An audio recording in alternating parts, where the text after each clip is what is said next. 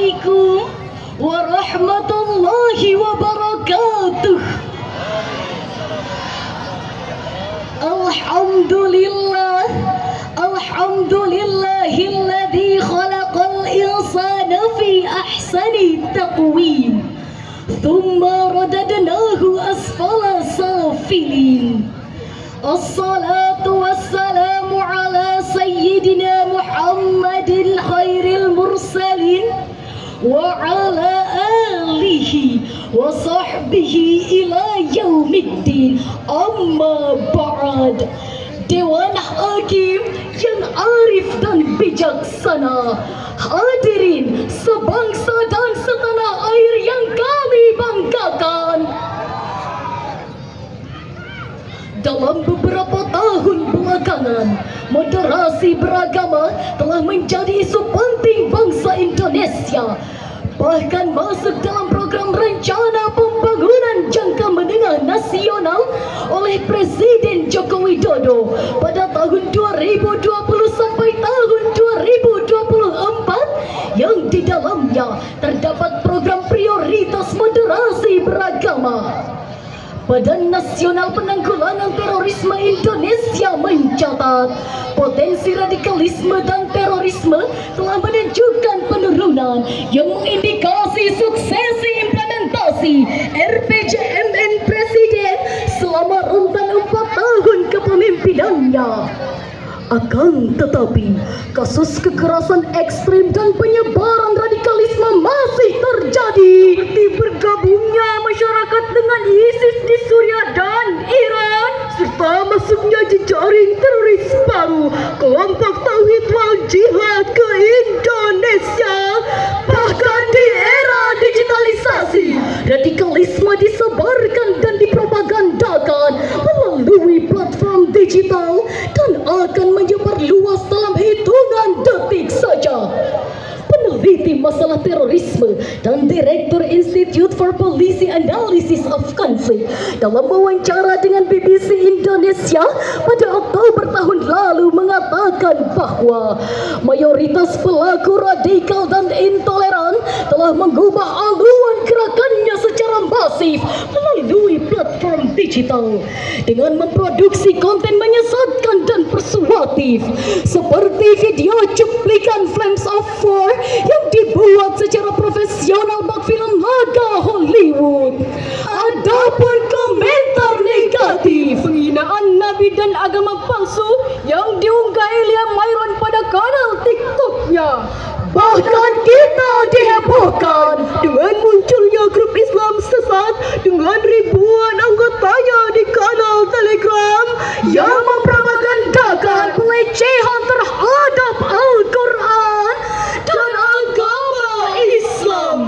Hal ini sengaja dibuat untuk memecah belah persatuan, bahkan dalam rasio yang paling tinggi dapat menimbulkan permusuhan dan peperangan. Betul? Dengan demikian, mengingat betapa pentingnya menjaga moderasi di negeri tercinta ini, bahkan di era digital. Untuk itu, izinkanlah kami menyampaikan sebuah syarahan Al-Quran yang berjudul Implementasi Moderasi Beragama dalam Platform Digital. Dengan landasan normatif Al-Quran, Surah Al-Anbiya ayat 106 sampai 107.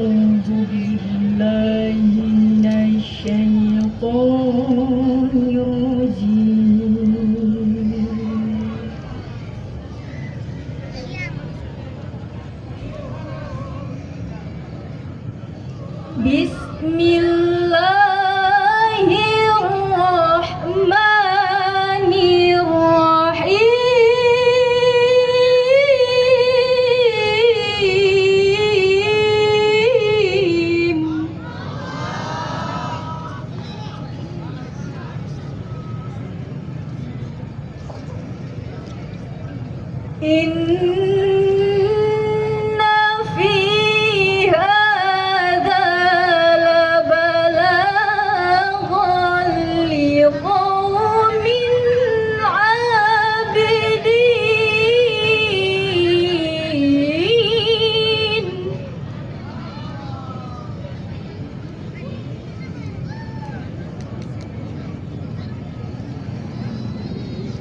وما أرسلناك إلا رحمة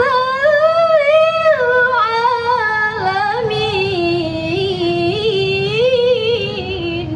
Aku berlindung kepada Allah dari setan yang terkutuk dengan menyebut nama Allah, Maha Pengasih, Maha Penyayang.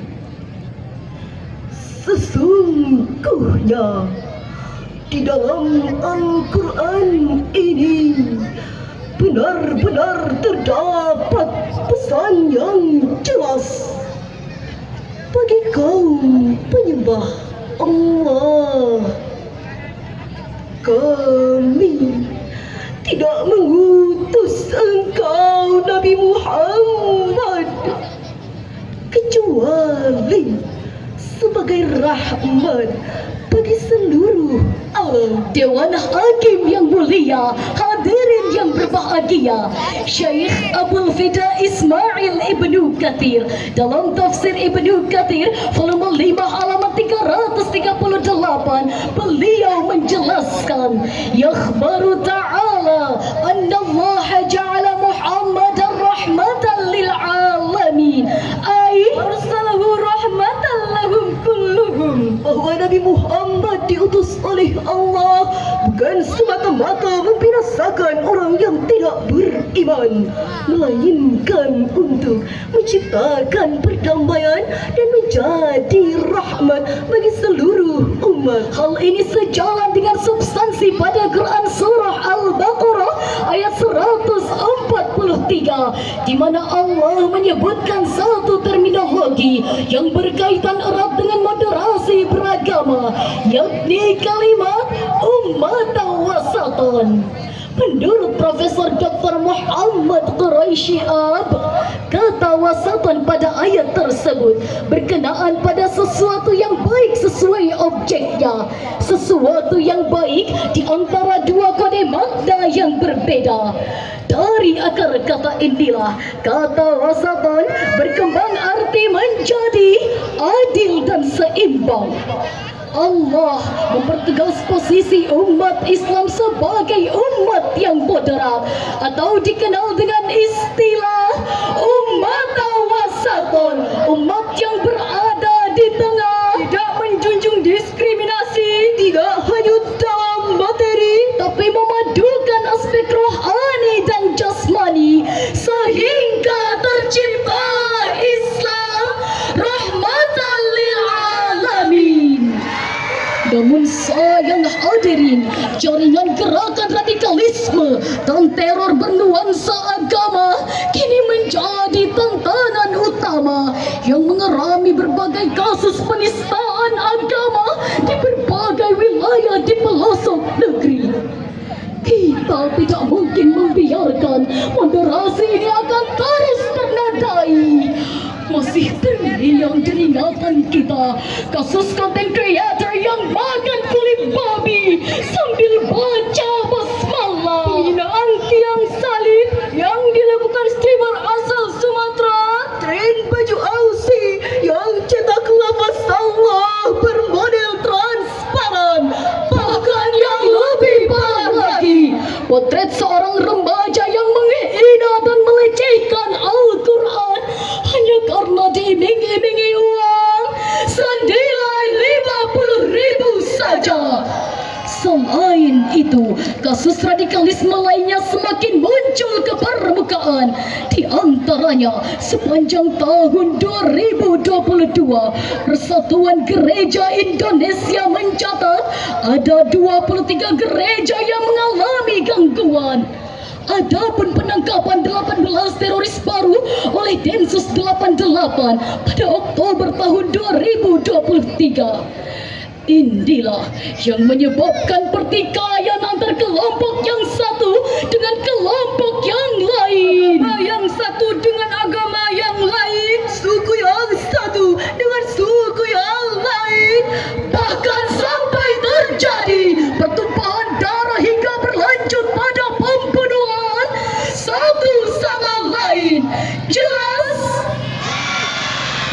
Kemudian timbul pertanyaan, mengapa Islam yang lekat dengan nilai kedamaian kini lekat dengan label ekstremis dan teroris?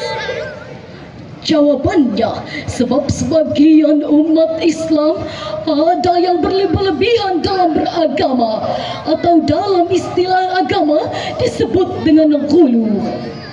Dari Ibnu Abbas radhiyallahu anhu diriwayatkan oleh An-Nasai, Ibnu Majah, Ibnu Khuzaimah, Rasulullah sallallahu alaihi wasallam bersabda, "Ya kumul gulu wa fiddin fa inna ma halaka man kana qablakum bil gulu wa fiddin." Jauhkanlah diri kalian dari berlebih-lebihan dalam beragama, karena sesungguhnya sikap gulu ini telah membinasakan orang-orang sebelum kamu. Oleh karena itu, moderasi beragama harus diterapkan untuk mengubah wajah Islam yang sebelumnya dikenal dengan Islam yang fanatis, Islam yang teroris, Islam yang ekstremis, kini menjadi Islam yang damai, Islam yang tenang, Islam yang nyaman, Islam yang cinta kasih sayang, sebagaimana terangkai indah di dalam Al-Quran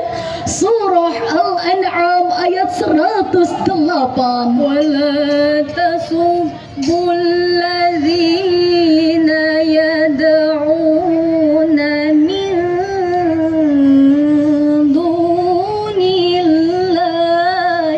fayasubbullaha adwan bighairi ilm.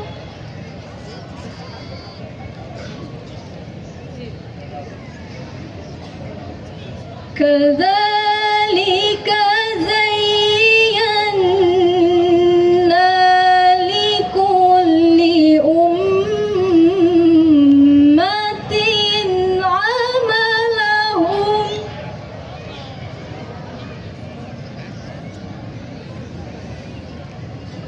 summa ila rabbihim marji'uhum fayunabbi'uhum bima kanu ya'malun.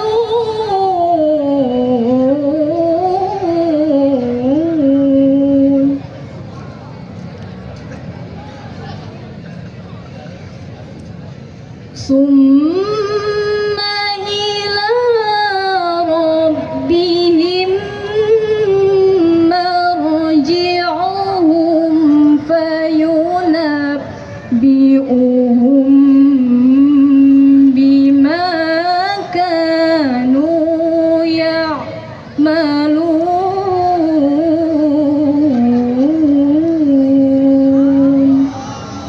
Shadaqallahul azim. Janganlah kamu memaki sesembahan yang mereka sembah selain Allah, karena mereka nanti akan memaki Allah dengan melampaui batas tanpa dasar pengetahuan. Demikianlah kami jadikan setiap umat menganggap baik pekerjaan mereka, kemudian kepada Tuhan mereka lah tempat kembali mereka. Lalu Dia akan memberitahukan kepada mereka apa yang telah mereka kerjakan. Maha Benarlah Allah yang Maha Agung. Dewan Hakim yang kami hormati, hadirin yang kami cintai, menurut Imam Ali As-Sabuni dalam Safatut Tafasir halaman 410 beliau menjelaskan, la tasubbu alihatal musyrikin al-aslamahum. Janganlah kalian menghina berhala orang-orang kafir. Allah juga memerintahkan kita agar jangan menghina berhala orang kafir, karena dengan cacian dan hinaan kita maka akan muncul kerusakan yang besar, yakni mereka akan menghina Allah tanpa dasar ilmu pengetahuan. Profesor Dr. Muhammad Quraisy Shihab mengatakan ada 3 cara agar moderasi dapat terlaksana. Yang pertama, adanya ilmu pengetahuan dalam diri kita. Yang kedua, kemampuan mengendalikan emosi dan nafsu belaka. Dan yang ketiga, memiliki kehati-hatian dalam beragama. Untuk itu, bukan ajaran agama yang harus dimoderasi, melainkan cara beragama kita yang harus mendapatkan sentuhan moderasi. Untuk itu, Islam akan dikenal dan akan menjadi Islam rahmatan lil alamin. Dengan demikian, jika akhir-akhir ini masih ditemukannya kasus terorisme, radikalisme dan penyerangan rumah ibadah yang katanya dilakukan oleh umat Islam, maka sekali lagi kami katakan, ini bukan ajaran agama Islam, melainkan ini hanya merusak keindahan agama Islam. Islam mempersilahkan umat Kristiani untuk sampai pada tingkatannya di Isa Al-Masih. Islam mempersilahkan umat Hindu untuk mengamalkan ajaran Veda Vedantara Agastya. Islam mempersilahkan umat Buddha untuk menjalankan ajaran Dharma Siddhartha Gautama. Demikian pula Islam mempersilahkan umat Konghucu untuk sampai pada tingkatannya Xin Shui dan Sheng Shui-nya. Sebuah agama dipastikan telah memberikan ajaran yang baik dari sisi apapun dan dari segi manapun, dan dalam Islam menghargai semua itu dengan prinsip utama, bagimu agamamu dan bagiku agamaku. Betapa menggema tentang lonceng gereja, pertanda ibadah umat Kristen telah tiba. Sungguh semerbaknya harum aroma hio yang bertubar di kelenteng umat Konghucu. Betapa syahdu suasana pura umat Hindu, alangkah megahnya vihara umat Buddha, dan betapa merdunya lantunan dan suara azan yang berkumandang di masjid umat Islam. Mantapkan hadirin. Dengan berakhirnya uraian tersebut, dapat kami simpulkan bahwa keberagaman merupakan sunnatullah yang telah Allah tetapkan kepada kita. Meskipun nyatanya masih banyak oknum yang memprovokasi dan menodai moderasi, baik di dunia nyata maupun dunia maya. Oleh karena itu, yang harus kita lakukan adalah saling menghargai, saling menghormati, dan saling mencintai, untuk sampailah pada semboyan kita, Bhinneka Tunggal Ika. Bersatu kita teguh, bercerai kita runtuh. Demikian dan sekian, dan pada akhirnya terima kasih Dewan Hakim. Wassalamualaikum warahmatullahi wabarakatuh.